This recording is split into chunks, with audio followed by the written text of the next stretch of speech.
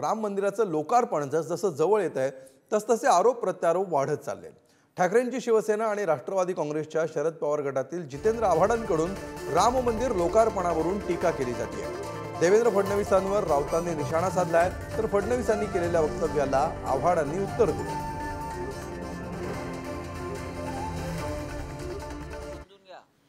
सुंदर सिंग भंडारी तेव्हाचे भाजपचे राष्ट्रीय उपाध्यक्ष मुख्य प्रवक्ते त्यांनी जाहीर केलं, बाबरी पडली त्यात भाजपचा संबंध नसून शिवसेनेचा संबंध आहे। फडणवीस समजून घ्या, हे तुमच्या भारतीय जनता पक्षाचं योगदान आहे राम आंदोलनातलं। अटलजींना वाईट वाटलं, अडवाणींना अति दुःख झालं। मिस्टर फडणवीस, आपण तेव्हा लहान होतात, त्या संदर्भात जे विशेष न्यायालय नेमलं गेलं, सीबीआय कोर्ट नेमलं गेलं, लिब्रान कमिशन नेमलं गेलं, त्याच्यात जी चार्जशीट आहे, चार्जशीट आरोपपत्र, त्या आरोपपत्रामध्ये किमान 550 नावं ही शिवसैनिकांची आहेत माझ्यासह। फडणवीस, आपण आहात का त्यात?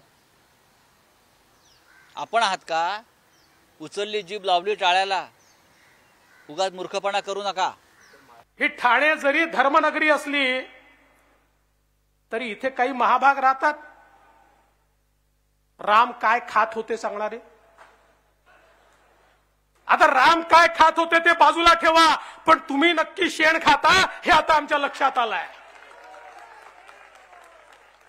तुम्ही नक्की शेण खाता आमच्या लक्षात आलाय, आणि म्हणून अशा शेण खाणाऱ्यांना बाजूला ठेवा आणि राम उत्सव साजरा करा। बहुजन मी तेव्हा बोललो की मी मटण खातो, मी रामाच्या वक्तव्याबद्दल खेदही व्यक्त केला, त्याच्यानंतर मी त्याच्यावर आजपर्यंत काही बोललोही नाही। जर मटण खाणाऱ्या माणसाला तुम्ही शेण खातो असं म्हणणार असाल तर या देशातले 80% लोक शेणच खातात।